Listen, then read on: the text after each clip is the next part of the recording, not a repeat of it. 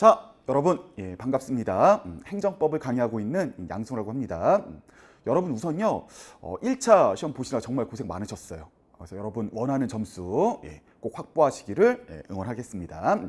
저는 오늘요, 2차 시험 중에서 행정법 과목에 대해서 어떻게 이제 대비하고 공부하면 좋을지 학습법 잠깐 얘기해 보도록 하겠습니다. 전데요, 저 7급 행정법 추천학습법 잠깐 말씀 한번 드려보려고 하는데요. 자, 여러분, 우리 이제 7급 시험이잖아요. 근데 제일 중요한 게 뭐냐면 변별력을 가르는, 그러니까 변별력 있는 문제, 이거 어떻게 대처해 나갈지, 이게 실은 제일 중요한 거 아니겠습니까, 여러분? 근데 예전에는요, 출제자가 50년대 판례됐어요. 50년대 전쟁 직후 그런 판례되고, 우리 결론 몰라서 틀리면 희죽희죽 웃으면서 그치 몰랐지 막 이런단 말입니다. 근데 요즘은 이제 출제를 그렇게 하면은 출제자가 많이 비난받고요, 문제가 될 수 있습니다. 근데 어떻게든 변별력 있는 문제는 출제해야 되는 거니까 뭐 어떻게 출제할 것이냐, 이게 이제 출제자들의 관건이었는데요. 요즘은 변별력을 가르는 문제 이렇게 출제한다 이겁니다. 뭐 어떻게 출제하냐면요, 판례 문구와 똑같이 내는 게 아니라 살짝 비틀어서 냅니다. 그래서 나중에 보면 내가 이 판례 알았는데 그래도 틀리는 경우가 있을 수 있다는 거예요. 저 분명히 아는 판례인데도 문구를 바꿔서 냈을 때 그게 변별력을 가르는 문제고, 자, 누군가는 맞고 누군가는 틀리고, 그래서 어떻게 대응할지 그런 거를 우리 한번 검토해 보도록 할 거예요. 자, 문제, 우리 계열은 아니고 가장 최근의 문제들을 잠깐 갖고 오긴 했습니다. 자, 유형 1번 문제가 있고요. 자, 유형 2번 문제가 있는데, 여러분, 최근에는 이제 변별력 문제는 유형 1에서 유형 2 이렇게 이제 좀 진화하고 있는 거다 이렇게 보시면 되겠습니다. 유형 1은 둘의 공통점 해설은 요건데요. 유형 1은 해설과 동일하게 그대로 냈고, 유형 2는 뭔가 문구를 살짝 바꾼 것 같은데요. 이렇게 변별력 있는 문제는 진화하고 있다 보시면 되겠습니다. 이걸 크게 한번 띄어서 한번 볼게요. 자, 예전 출제 문제는 이랬습니다. 저 요 세 줄 딱 보자마자 이거 알겠어요. 저는 딱 보자마자 그때부터는 유명한 판례입니다. 법률 위임에서 효력하는 법규명령인데, 위임의 근거가 없어서 무효였더라도 나중에 법 개정에서 법적인 근거가 있게 되면 그때부터는 강사님들 다 요거 강조. 그때부터는 유효한 법규명령이 된다. 근데 요거의 해설 판례 요거 2017년도 4월 20일 판례인데, 자, 토시 하나 안 틀리고 거의 똑같습니다. 뭐 약간 차이가 있네요. 쉼표. 자, 그래서 이렇게요. 자, 그래서 한번 볼게요. 법규명령의 경우에는 위임의 근거가 없으면, 법적 근거가 없으면 무효인데, 혹시 나중에 법 개정으로요, 법률상의 근거가 부여된다면 그때부터는 그때부터는 됐죠. 이제 법적 근거가 있으니까 유효한 법규명령이 된다. 수도 없이 여러분, 뭐 처음 공부하신 분들은 배우게 될 거고요, 공부 이미 하신 분들은 다 알고 있는 유명한 판례입니다. 자, 중요한 판례고요. 강사님마다 그때부터는 이렇게 해갖고요, 오답 유형도 다 말해줍니다. 소급해서 유효가 된다, 이거 틀렸고요. 그때부터 쭉 다시 무효, 이것도 틀렸고요. 그때부터는 유효다. 법적 근거가 생겼으니까 유명한 판례입니다. 중요한 판례고요. 우리 기출에서 수도 없이 나왔습니다. 자, 그런데 예전 7급 문제에서는요, 자, 이 판례를 알고 있느냐 아니면 모르느냐, 저 똑같이 냈습니다. 진짜 토시 하나 안 틀리고 똑같습니다. 쉼표 빼고요. 자, 그럼 보자마자 그때부터는 유효. 맞아. 아시는 분은 1초 컷이었고요. 자, 모르시는 분은 이러다가 모르겠다 이러고 틀리고 이런 상황이었다 이겁니다. 근데 최근에는요, 7급 준비하시면서 이런 중요한 판례를 모르고 대비하신 분들은 없습니다. 그럼 공부를 안 하신 거지. 그렇죠? 자, 그러니까 이런 중요한 판례더라도 변별력을 가르기에는 좀 쉽지 않았다 이겁니다.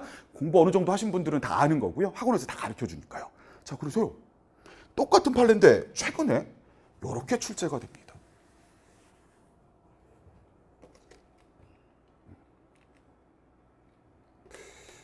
최근에 다른 계열이지만 이런 식으로 문제 나옵니다.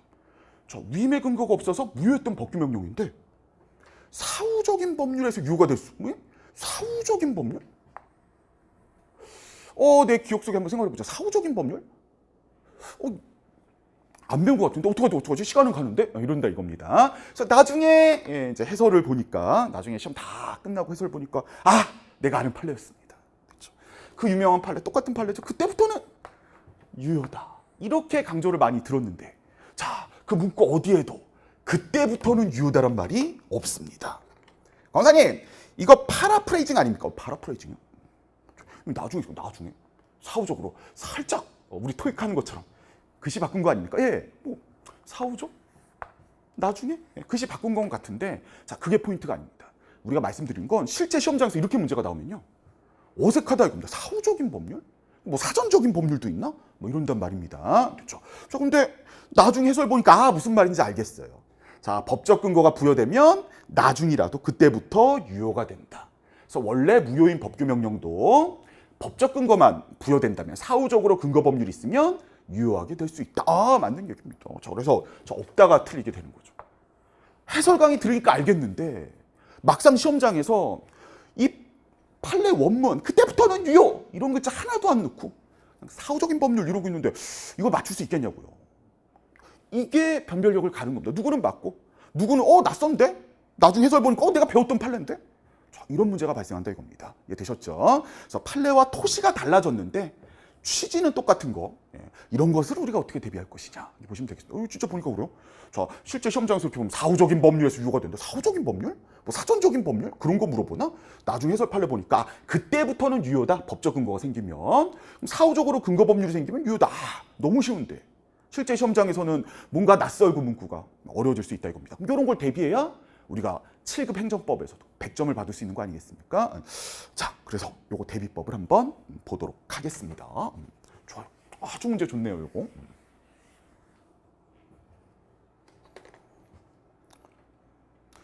자, 대비법. 뭐 우리 학습법이라도 얘기하면 되겠습니다. 자, 저는 이제 항상 이런 거 강조하는 거죠. 우리 해당 판례 법령이 도대체 어떤 얘기를 하고 있는 거냐? 영어로 what? 도대체 어떤 얘기라면? 그거 알았다면? 왜 그런 거냐? Why? 됐죠. 그래서 두 개 합쳐갖고요. 2W입니다. 도대체 어떤 얘기하고 있는 거냐? 그럼 그 얘기 알았어요. 무슨 말 하는지. 왜? 이 두 가지를 항상 기억하는 게 중요합니다. 자, 밑에도 얘기하겠지만 의도적으로 항상 생각을 하셔야 됩니다. 자, 그래서 제가 말씀드렸지만요. no가 있고 yes가 있습니다. 저도 no 이런 거 하면 안 되고요. yes 이런 거 해야 된다 이겁니다. 자, no는 뭐냐면 판례 분량만 늘려서 백과사전식 단순하게 하면 안 된다 이겁니다. 자, 이제 최근에 7급 수석으로 합격하신 분이 저한테 행정법, 헌법 배우신 분이었다 이거예요. 그렇죠? 자, 근데 그분 처음 봤을 때 느낌이 그랬어요.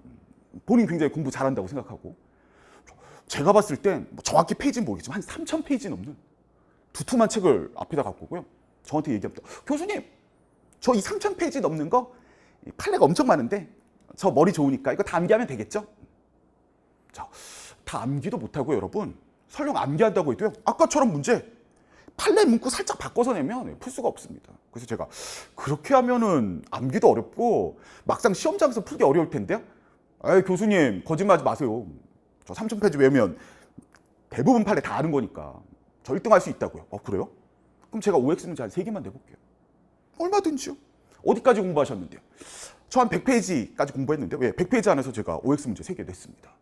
자, 7급 수석하신 분 몇 개 맞았을까요? 그렇지. 다 틀렸어요. 출제자가 그렇다 이겁니다. 출제자 다 알고 있어요. 그렇지? 자, 그래서 내가 50년대, 60년대 판례도 다 암기할 거야, 결론. 아까 중요 판례 모르는 사람 없습니다. 그런데 문구만 살짝 사후적인 법률 이렇게 해놓으면 우르르르 틀리는 소리가 들린다. 물론 여러분 맞으시겠지만요. 그렇죠? 자, 그래서요. 아주 두꺼운 거, 뭐 몇천 페이지 그런 백과사전식 그거 놓고 나는 결론만 암기할 거야. 결론 암기해서 뭐 하시게요? 설령 아는 판례라도요. 잘 이해 못하면 그냥 틀리는 겁니다. 그렇게 공부하시면 안 되고요. 그래서 이리저리 비틀어내는 문구 장난을 극복을 할 수가 없습니다. 되셨죠? 예. 자, 그러면 원론적으로 어떻게 공부해야 되느냐를 했을 때, 행정법 일반을 냈어요. 이제 일반을 전체적으로 잘 이해해야죠. 그래서 왜 소송이 필요한지, 그 전에 왜 심판이 필요한지. 자, 독립적인 행위했는데 법적 제재한대요.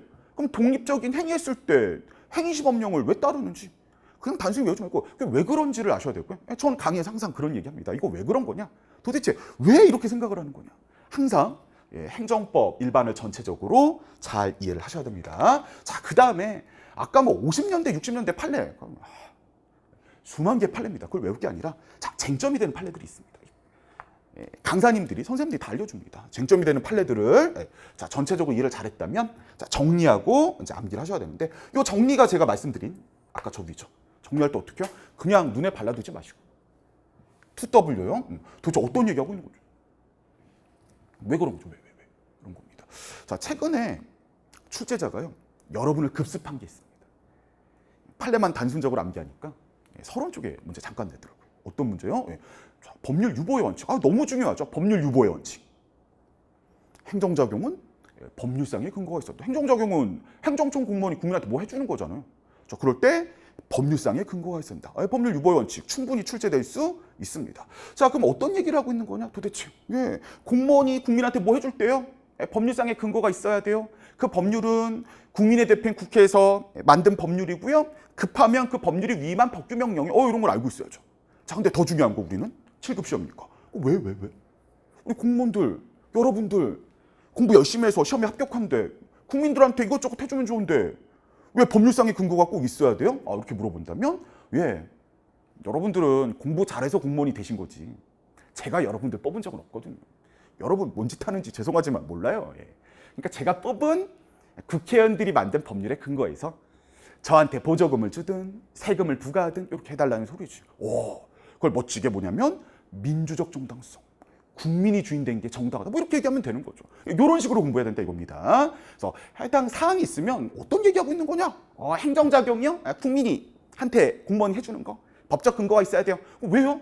국민이 주인이니까. 이런 식으로 해요. 자, 공부를 그런 식으로 해야 된다 이겁니다. 그래서 쟁점이 되는 중요한 판례들을요. 그런 식으로 2W죠. 다시 한번 2W요. 무슨 얘기하고 있는 거냐? 왜 그런 거냐? 그렇게 정리하신 다음에 자, 그걸 토대로 키워드와 결론을 암기하시면 되겠습니다. 자, 다시 한번 말씀드리면요. 저 앞에 이해도요. 자, 행정법 전체적으로 이해를 하고 쟁점이 되는 주요 판례들을 2W로 정리하신 다음에 키워드와 결론 중심으로 암기해야 되겠다. 자, 이렇게 이제 코스로 가야 되는 겁니다. 그냥 눈에 발라드리고 나는 판례 오늘 1000개 외웠어. 1000개 외우시면 뭐 하게요? 아까 비트럼이 틀리는데 되셨죠? 자, 그래서 2W로 정리하시고 키워드와 결론 중심으로 그 다음에 암기하시면 되겠습니다. 자, 근데 이런 게 이제 가능하려면요. 제가 두 가지를 말씀드린 거예요. 자, 첫 번째는 해독이 가능한 두껍지 않은 기본서야 됩니다. 물론 이제 요약서도 괜찮은데 요약서가 너무 얇으면 빠지는 게 있겠죠. 그러니까 요약서는 조금 빠짐없는 요약서. 또 뭐 기본서로 한다면 두껍지 않은 기본서입니다. 자, 좀 죄송한데 어떤 기본서 보면 3000페이지를 넘어요, 여러분. 자, 3000페이지를 넘으면 물론 그 안에 있는 내용을 여러분이 충실히 공부하는 건 좋지만 나중에 회독이 불가능합니다. 시험 전주에 하루, 뭐 이틀, 반나절 전체적으로 봐야 되는데 3000페이지를 어떻게 봐요? 못 봅니다. 설령 본다고 하더라도 다 인지를 할 수가 없습니다.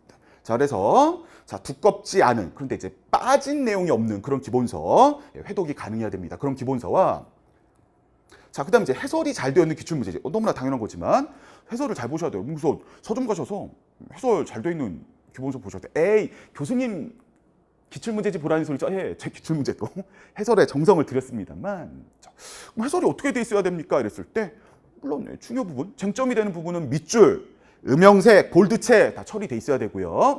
그다음에 키워드, 결론, 이 볼드체 처리 다 돼 있어야죠. 근데 진짜 중요한 해설이 잘 돼 있는 기출문제지는 뭐예요, 여러분?